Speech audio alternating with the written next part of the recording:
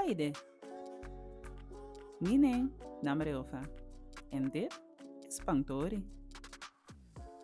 Laten we weer gaan tellen. Nu doe jij het alleen.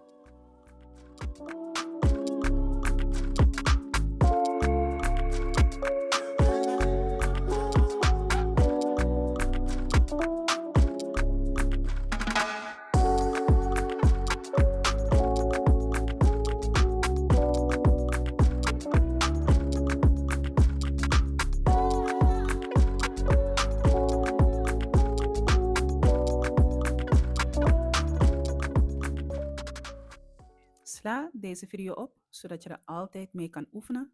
En bezoek de Spangtori website om meer en beter Sranang te leren. Volgende keer zie ik je graag weer terug bij Spangtori en Tamboen.